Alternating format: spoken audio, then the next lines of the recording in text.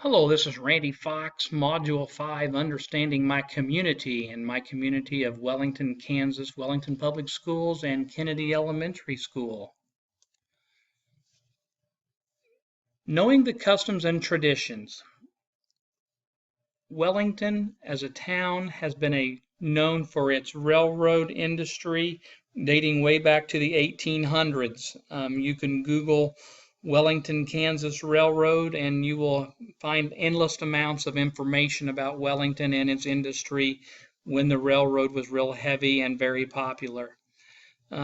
Most recently, the community traditions. Wheat Festival in the summer brings all of Sumner County, and Wellington is the county seat for Sumner County, and the Wheat Festival is a very popular event, as well as the Fall Festival. Most recently, the Great Race is becoming a community tradition, and in the summertime, the Wellington Heat amateur baseball team is very popular within the community. School traditions. Fall homecoming, very popular, not just at the high school level, but in all avenues with the elementary and the middle schools. Everyone gets involved. They have a parade down Main Street. The community comes out and supports that very well. And Wellington is also known for its powerful football program. In the early 2000s, they won back-to-back state championships. Customs and traditions goes along with standard 4.2. Leadership promotes an understanding of community and culture. Knowing the population characteristics. Wellington, very hardworking, very proud community, very blue collar. However, 25% of our school-age children are currently on an IEP. That's 1 in 4 children need special attention because of their IEP situation. 97% of Wellington is English speaking, 3% are Spanish speaking. Average age of a Wellington citizen is 38 years and 8 months. Unemployment rate 5.7%, which is above the state average. Knowing your population characteristics goes along with standard 5.3. Safeguard the values of democracy, equity, and diversity within your population characteristics. Knowing your communication channels. Social media obviously is a big one and very popular. TV channels, Channel 5 and Channel 55 here locally, they broadcast our board meetings for us. So the community, we are very transparent to the community. They know what's going on. They have an avenue to watch the board meetings and listen to the board meetings and what's said and decisions are being made. One local radio station and one local daily newspaper. Crusader Alerts, you may ask, what is that? Regardless of the age of your child within the school system, we encourage parents and patrons to sign up for the Crusader Alerts. Anywhere from school closings to athletic and activity information. If there's a schedule change on football, volleyball, cross country, whatever the sport may be, they can get an alert if there's something that has changed with that schedule. Most residents here, from what I understand, still like the local newspaper as one of their main sources of communication. And then the school district website has an array of information that we really encourage people to use. Community groups. I included the local banks here because they play a very integral part. They're very supportive of our school system. Civic groups, Lions Club, Rotary Club, Kiwanis Club, those are great avenues for us to bring in people into our schools and talk to kids about careers or talk to kids about what's important. Big Brothers Big Sisters isn't quite as active, from what I understand, as it has been, but they are still an agency for our young people. Girl Scouts, Boy Scouts, they're going to be coming into Kennedy here before long for their annual sign-up drive, and then various church and youth groups. Knowing the leadership. Well, school leadership obviously starts at the top. We have a 7-person board of education. Not going to read off all of those names there, but it consists of a president, vice president, and 5 other members. School administration, Superintendent Rick Weiss has been, I think this is his 9th year, and this is going to be his last. He is retiring at the end of the year. Assistant Superintendent Brad Morris is new to the district, just like I am.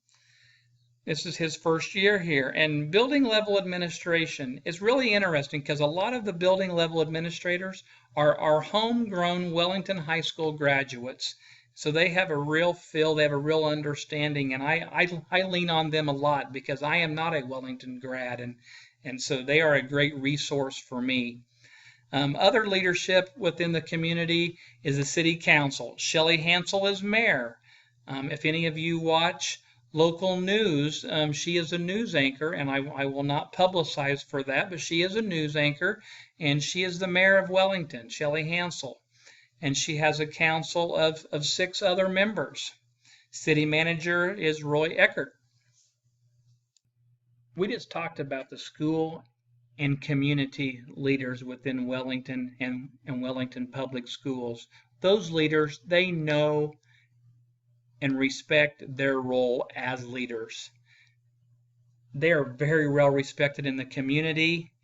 Obviously, some of them were voted into those positions. And they have great integrity and honesty, and they're dedicated to the citizens of Wellington. Caught you by surprise with this slide. Changed colors, changed background on you, mainly because I wanted you to be able to see some of the information. I'm not going to read it all to you. Median household earnings, $39,500. That's $12,000 below the Kansas average. You can read down through there the median home price, household incomes, source of incomes, very strong agricultural traditions here, very, very big within the community. Aircraft industry out north of town, which is on the highway towards Wichita. Very, very important manufacturing for our community. One of the highest sales taxes in the state, and that's probably not something we can be very proud of, but it is what it is, and it's at 9%. Economic advantages that I see, we have a very nice public golf course, and we have a regional medical center called the Sumner County Regional Medical Center. The political structure. Wellington community supported the district a few years ago when the district went to them with a bond election. And we are currently in stage 2 of that bond election. And you can see in the bottom left-hand corner of the picture is an example of a classroom that does not have any ceiling tiles. Well, we are redoing the HVAC system in our building, and this picture is just an example of all of the other classrooms and hallways and offices at Kennedy. This current school year we are making do. Everything's going well. It's just a little bit more noisy than it has been in the past. Also in this picture there's a black rectangle of the entrance. This is the old entrance or the current entrance, and the new entrance will be over here by this brick wall, which happens to be my office, and that will be a much more secure entrance that will funnel people in through the office before they have access to the rest of the building. We are also adding 2 classrooms on the east end of our building, which is on the left of this picture. One of them is a music classroom, and the other is going to be a Title I classroom for the students that get those services. On the screen it says FEMA rooms. Kennedy already has their 2 FEMA shelter rooms. Other buildings within the district may not have their FEMAs, and that's what the rest of the bond issue is for the elementary schools in Wellington. Know your social tensions. To be honest, I don't know of any real social tensions in the community or within my school, Adam Kennedy. Economic diversity amongst the elementary schools, like any town, every town, especially ones our size, you're going to have diversity amongst your elementaries as far as socioeconomic status. And I know it's evident. I hear people talk about it. I don't hear our students talk about it. Our students' population this year at Kennedy, however, is 80% free and reduced lunch. Like I said before, I am new at Kennedy, but I understand that may be the highest percentage that anyone that is currently working here can remember. So we do have a needy clientele, and the district free reduced lunch percentage is 61%. Extra resources to learn more about Wellington, which is, I used a lot of these when I was looking up information on Wellington, being as I am new. The City of Wellington website is fabulous to look up any information on the school system. Like any other school in Kansas, you can use the KSDE website.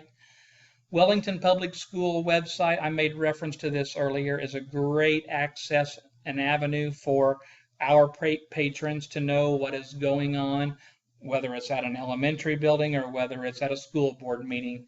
That website is a good resource for people to learn about Wellington Public Schools.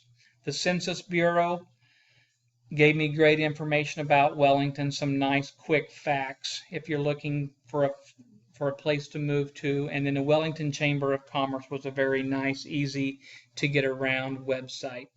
Power structures, and I just used the school system. I didn't go into the power structures of the community. Obviously, the Board of Education. Every public schools in the state of Kansas has one. They are over all of us. They are a policy-making board. Superintendent, I made reference to Mr. Weiss earlier, assistant superintendent and director of special education, and then it funnels down the chain of command to the building administrators and then directors and supervisors to certified staff and to classified staff. I'm not aware of any power issues, power struggles within that power structure. It all works very well. As we made reference to earlier in the presentation, Wellington is 97% English speaking and only 3% Spanish speaking. But we still need to be aware of any multicultural issues within the community, the school district, and particularly my school. I need to know if there are any issues with communication so we know that our parents know what's going on, they know what's for lunch. If there's an issue with a holiday, we don't want to offend anyone for religious reasons, and any kind of other customs, we need to be aware of all those situations. Know the power structure within the state of Kansas or even locally here in Wellington. We need to know who influences the decisions that are made. Schools must learn to live within that situation.